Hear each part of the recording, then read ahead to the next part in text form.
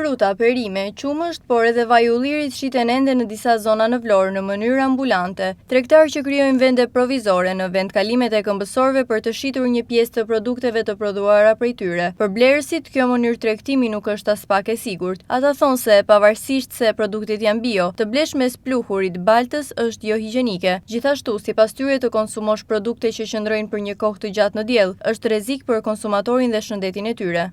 Duhet të rregulluar ana ekonomike që të mos sheshin vetat ata, të binden vetat ata që të mos sheshin. Kjo është kryesore. Kjo nuk është e sigurt, po kjo punë bëhet nga varfëria që ekziston.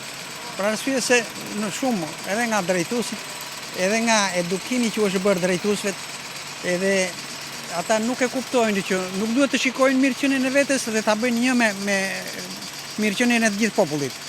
Asnjëherë nuk bëhet kjo. Po duhet të ulen atje në bazë ku janë këta njerëz që halle kanë, pse janë kështu, dhe përpara se sa ti heqin këtej nga këto vende të kështu që janë kaq të pista e kaq me pluhure me kështu, tu ndërtojnë vendin ku duhet dhe tu kërkojnë çfarë do u japin ata para të vend që do u japi shteti.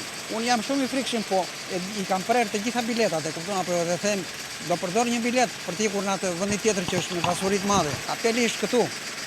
Thirrje ti flasin mendes ata që ikin lart. Thirrje, ti flasin mendes ata që ikin lart, që zgjidhen nga populli dhe gënjejnë. Thirrje, se s'ke që bën ndryshe. Kjo situatë, si që shikon, jemi në ndërtim e sipër, nuk është se është në një situatë.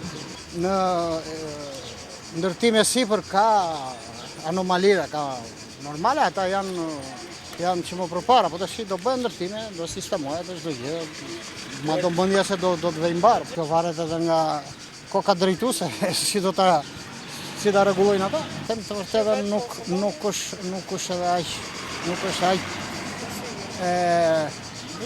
e pëlqyeshme kur i thonë se për këta turistët e që janë këta kur i shikon të gjëra kështu mirë, nuk është. Unë konsumoj, po unë i provoj vetë. Jo, është vetë latë. Nuk ka garanci, çdo gjë e pa kontrolluar dihet. Po qa do bëjnë ata në e keqja që shesin e në rrugë ordi, qa të nëshuet. I kanë të regula, i kanë ata. Kena i dyqan ose në një ashu, se ata e kishin të regun aty dhe po, i kanë bio ata. Po e keqja në që do shqene ata që venë ordi, qa të thot lej. Po ne shqiptarët nuk na gjingjë në këto gjëra. Të keqja, ne. Qa të mbës? Ndërsa vetë tregtarët, ata që vetë shesin në mënyrë ambulante, thonë se halli i detyron të shesin në këtë mënyrë. Produktet e tyre i përshkruajnë si të shëndetshme, por tregojnë se shesin mes rrugës për shkak se nuk kanë një vend të posaçëm për ta. Ja të detyruar do punoj të ushqehet. Po s'punon nga buka dyqan për të bijetuar. Po ne blerësit asnjë se do me mallin e gjatë, e do të jetë një frifer, të jetë i pasur, të jetë jo me splura, me pasërti. Ata janë detyruar. Ashtu si që jam edhe uja, me qeska të uja. Ka rëzi që s'jemi si një Iranë, si Jeruzalem, jemi mirë. Me këtë botë razora, si s'është e garantuar. S'është e garantuar si jeta. U blej dhe shes dhe blej. Jeta këshur, hidu si dhe. Dialektik, ligji natyrës.